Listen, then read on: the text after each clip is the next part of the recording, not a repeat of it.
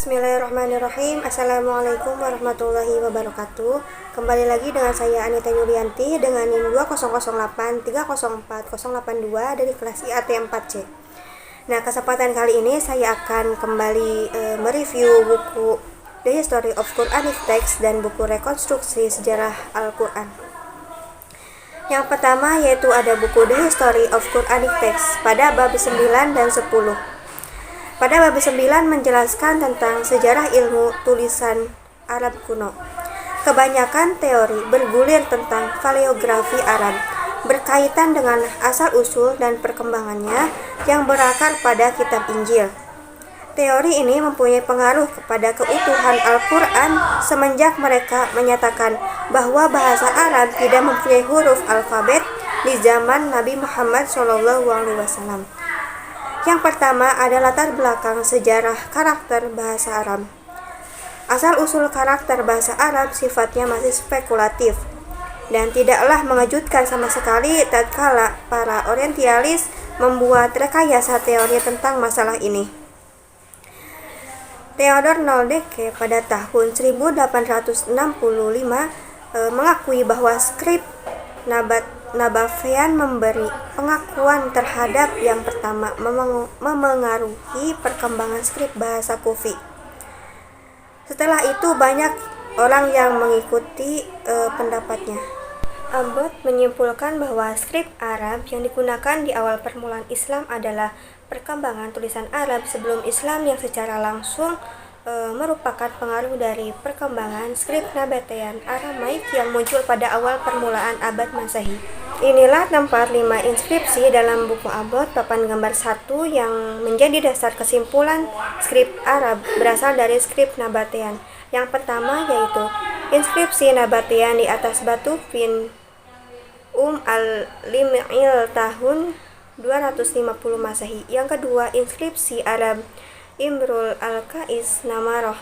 Yang ketiga inskripsi Arab dari Jabad 512 Masehi. Yang keempat inskripsi Arab di Haran 568 Masehi. Dan yang terakhir inskripsi Arab di al-Jimal abad ke-6. Di sini kita hanya memiliki satu inskripsi yang disebut Nabatean dari al-Jimal, sedangkan 4 lagi dalam tulisan Arab, termasuk inskripsi bahasa Arab yang satu lagi di tempat yang sama. Salah satu inskripsi Arab terdapat di Jabad, sangat dekat dengan Aleppo di sebelah utara Suriah. Satu lagi di Namaroh, Damaskus, ketiga dan keempat dari utara Ma'an. Nah, yang kedua yaitu ada studi dokumentasi dan inskripsi Arab kuno. Yang pertama, garis yang samar antara bahasa Nabatean dan inskripsi Arab. Di antara ilmuwan, terdapat perbedaan pandangan secara umum tentang apa yang menjadi tulisan Nabatean atau inskripsi Arab. Selanjutnya yaitu inskripsi dua bahasa Nabatean dan Greek di atas batu al-Jimal bertanggalkan 250 Masehi. Batu nisan Trakus di Madain Saleh bertanggalkan 162 tahun setelah Bosra, sesuai dengan tahun 267 Masehi. Selanjutnya yang kedua yaitu dengan bahasa apa orang Nabatean berbicara. Suku ini berbicara dengan bahasa Arab dan demikian pula tak diragukan lagi. Ismail berbicara dengan bahasa yang sama. Bahasa Arab Jurhum kemungkinan kehilangan daya tarik lalu mereka memolesnya dengan bahasa Arab Quraisy yang mendahulunya hampir sekitar 2000 tahun. Mengomentari terhadap keabsahan beberapa karakter bahasa Arab yang tidak terwakili dalam bahasa Aramaik, Grandler menyatakan, karena apa penulis teks Nabatean berbicara bahasa Arab dan adanya hubungan mesra di antara dua bahasa, penulis ini dapat menemukan persamaan bahasa Nabatean dalam ejaan kata-kata bahasa Arab yang kedengarannya janggal. Secara langsung dinyatakan bahwa skrip dan bahasa Nabatean sebenarnya adalah bentuk bahasa Arab. Yang ketiga yaitu bahasa Arab kuno memiliki alfabet yang jelas. Mengalihkan perhatian kita terhadap hipnotis Dr. Milgana yang menuduh bahwa bahasa Arab kuno tidak mempunyai alfabet. Saya kan sini menjelaskan beberapa perkembangan inskripsi tingkat tinggi yang membuktikan bahwa fakta sebaliknya. Ada beberapa inskripsi bahasa Arab dari abad ke-6 Masehi yang menyerupai tulisan Arab yang digunakan pada abad pertama Hijrah atau abad ke-7 Masehi. Selanjutnya yang keempat yaitu kemunculan beberapa skrip dan masalah penanggalan mushaf Kufi. Terbentang dari Azerbaijan dan Armenia di sebelah utara sampai ke Yaman di sebelah selatan, dari Libya dan Mesir dari sebelah barat sampai Iran di sebelah timur, wilayah teritorial negara Islam menerima hubungan komunikasi dari pemerintahan pusat Madinah dengan perantaraan bahasa Arab. Perubahan yang cepat pada skrip Arab seperti kita jumpai karakter garis tajam dan bulat tersambung seperti tidak lurus berkembang bersama dengan perkembangan skrip Hijazi pada tingkat awalnya. Nah, kesimpulannya yaitu batu-batu Arab banyak dihiasi beberapa contoh skrip Arab sejak pertengahan abad ke-3 Hijrah. Beberapa aspek primitif bahasa Arab kuno tidak pernah menunjukkan bentuk bahasa Arab nabatean itu sendiri, sedangkan akar sejarahnya sampai pada zaman Ibrahim dan Ismail yang ada sebelum Aramaik.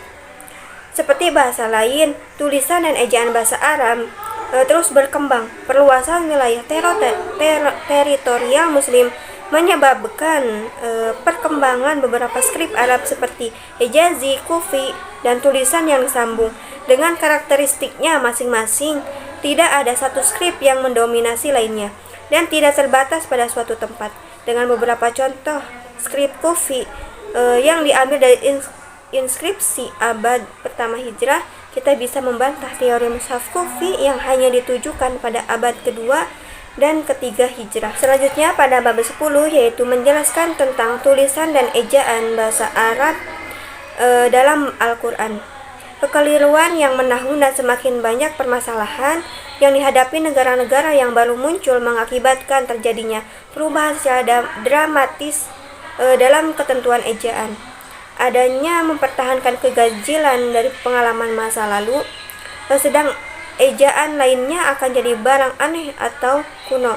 Ini mengingatkan pada tahun 1965 itu ketika menyelesaikan program doktor di Cambridge. Di bawah ini yaitu terdapat beberapa contoh kata-kata yang secara random dan merupakan kata yang panjang lebar dari perjanjian Inggris pada abad 17 Masehi untuk menggambarkan perubahan ejaan yang terjadi dalam kurun waktu 4 abad. Ejaan ini mungkin bisa ditertawakan dengan ukuran ejaan sekarang, tetapi sebenarnya sesuai dengan standar ejaan Inggris pada abad 17 Masehi. Dalam beberapa bahasa, karakter tertentu menjadi dua fungsi dalam bahasa Latin. Huruf I dan U kedua-duanya berfungsi sebagai vokal dan konsonan, dengan fungsi konsonan satu berbunyi seperti Y dalam kata yes. Dalam beberapa teks konsonan, I ditulis dengan J. Dalam Latin juga, huruf B jika diikuti dengan S maka berbunyi P. Dan itu juga sama dengan B dalam bahasa Inggris. Menarik sekali, huruf J hanya muncul baru-baru saja pada abad ke-16 atau 17 Masehi. Selanjutnya yang pertama ada gaya tulisan pada zaman Nabi Muhammad. Yang kedua, kajian tentang ortografi ejaan mushaf Utsmani, yaitu yang tidak hanya terdapat pada mushaf Utsmani. Beberapa sahabat yang menulis naskah milik pribadi banyak memasukkan ejaan janggal yang kemungkinan disebabkan oleh perbedaan wilayah dalam masalah ejaan. Selanjutnya yaitu Malik bin Dinar melaporkan bahwa Ikrimah membaca ayat 17 dengan fashol walaupun tertulis fasol. Malik menenangkan akan hal ini dengan menyatakan bahwa itu sama dengan bacaan khol ketika kata itu ditulis ki, yang merupakan kependekan umum di mushaf Hijaz. Di sini riwayat Ibnu Abi Dawud mengalami kekurangan dan isnadnya pun lemah, menyebabkan banyak ilmuwan yang menolak. Tetapi jika ternyata itu juga betul, maka apa yang menjadikan Ubaidullah salah dalam membuat naskah pribadi tak ada tujuan lain kecuali hendak menjadikannya sesuai dengan kaidah ejaan yang berlaku. Selanjutnya saya akan menjelaskan pada buku Rekonstruksi Sejarah Al-Quran pada bab 8 yang menjelaskan tentang penyempurnaan ortografi Al-Quran. Yang pertama itu karakteristik ortografi Utsmani. Ortografi lama atau scriptio defectiva yang digunakan dalam salinan-salinan Al-Quran memiliki makna yang penting untuk sejarah teks kitab suci tersebut, sekalipun sebagian besarnya hanya merupakan hal-hal yang bersifat teknis. Dari bentuk ortografi inilah simpulan-simpulan tentang bahasa Arab, tentang bahasa Al-Quran dan munculnya ortografi baru bisa ditarik. Dani telah mendokumentasikan Abu Amr Al-Dani telah mendokumentasikan karakteristik ortografi mushaf Utsmani yang menyimpang dari kaidah-kaidah ortografi yang lazim dikenal di kalangan sarjana bahasa Arab. Berdasarkan dokumentasi Al-Dani ditambah sejumlah sumber klasik lainnya, terutama dari temuan-temuan paleografis atau manuskrip Al-Quran yang awal, yaitu menyusun suatu daftar tentang ciri khas ortografi teks Utsmani. Huruf vokal alif, waw, ya yang biasanya digunakan untuk mengekspresikan vokal panjang dalam bahasa Arab tidak jarang dibuang dalam penulisan Al-Quran. Selanjutnya yaitu Imala juga memainkan peran penting dalam pembacaan Al-Quran, sekalipun tidak mudah mentransformasikannya ke dalam bentuk penulisan alif dan ya. Selanjutnya yaitu latar belakang penyempurnaan rams Al-Quran, langkah penyeragaman teks yang dilakukan oleh Khalifah ketiga yaitu Utsman bin Affan lewat pengumpulan resmi Al-Qurannya, terutama sekali dapat dilihat sebagai tonggak awal upaya standarisasi teks maupun bacaan Al-Quran.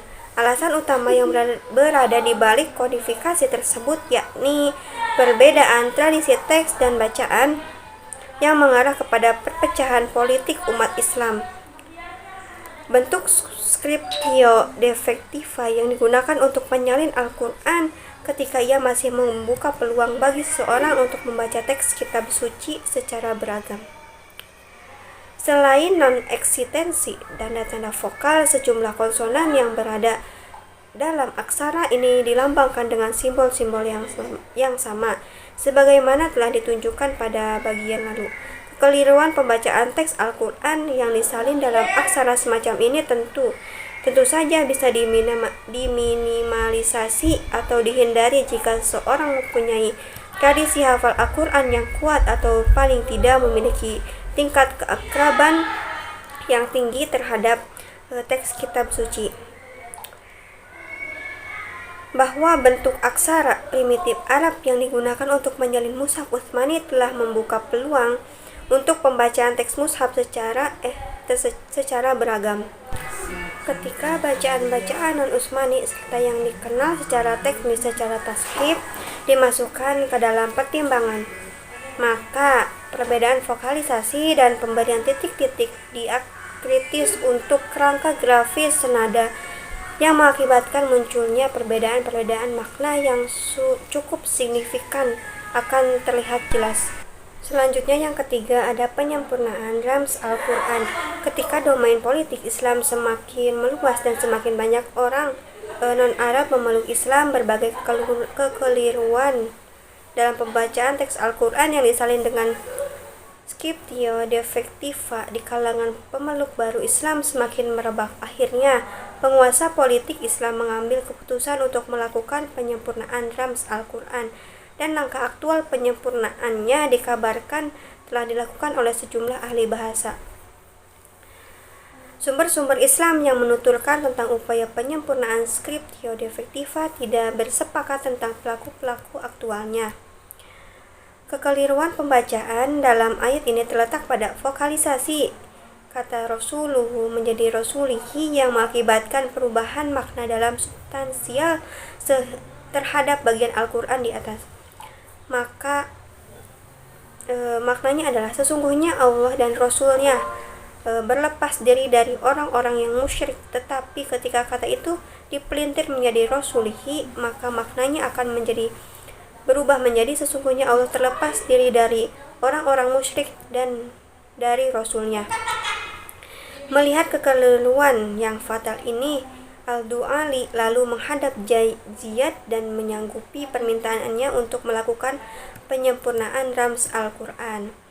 Pada masa kekhalifahan Abbasiyah dikabarkan bahwa tanda-tanda vokal yang diciptakan Al-Du'ali kemudian disempurnakan lebih jauh oleh Al-Khalil Ibnu Ahmad, pakar bahasa yang tinggal di Basrah dan merupakan sarjana pertama yang menyusun kamus bahasa Arab serta mengembangkan aturan-aturan persajakan. Sehubungan dengan tanda-tanda pembeda konsonan, dikabarkan bahwa upaya mengintroduksiannya mulai dilakukan pada masa pemerintahan Abd al-Malik ibnu Marwan dari dinasti Umayyah. Upaya pemberian titik-titik diakritis untuk membedakan simbol-simbol konsonan yang memiliki perlambangan senada ini bisa diilustrasikan sebagai berikut. Kerangka konsonan H supaya bisa dibaca dengan Kho diberi satu titik di atasnya, dan begitu seterusnya. Setelah melalui tahapan-tahapan penyempurnaan terutama yang dilakukan oleh Khalil, seiring dengan perkembangan ragam al-Khat, Kufi dan Nakhi mencapai bentuk seperti yang dikenal dewasa ini. Sekalipun demikian, suatu catatan penting meski dikemukakan sehubungan dengan sebagai riwayat tentang penyempurnaan rams Al-Quran. Tanda-tanda vokal berupa titik-titik diakritis kemungkinan diadopsi dari aksara Suryani. Juga tampaknya sangat tua. Tanda-tanda ortografis lainnya diperkenalkan lebih belakangan dari tanda-tanda vokal, tetapi waktunya tidak dapat diterapkan secara pasti. Dengan demikian dapat disimpulkan secara pasti bahwa Scriptio Plena tidak muncul dalam seketika, tetapi diperkenalkan secara bertahap melalui serangkaian perubahan yang bersifat eksperimental. Introduksi Scriptio Plena dalam penulisan Al-Quran juga tidak berlangsung mulus, tetapi penuh dengan kontroversi akut di kalangan sarjana muslim. Mayoritas sarjana muslim memandang rams Utsmani, yakni bentuk tulisan yang digunakan pada masa Utsman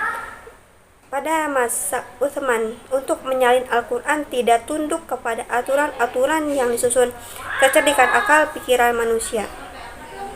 Tetapi gagasan-gagasan yang menekankan keahlian dan karakter mengikat rams Utsmani ini tentang para penganjur mengintroduksian Scriptio Plena dalam penulisan Al-Quran. Meskipun dengan penuh kontroversi, Scriptio Plena yang mencapai bentuk finalnya pada penghujung abad ke-3 Hijriah akhirnya digunakan hampir seluruhnya dalam penyalinan tekstur Receptus, bentuk teks gado-gado yang kita warisi dewasa ini.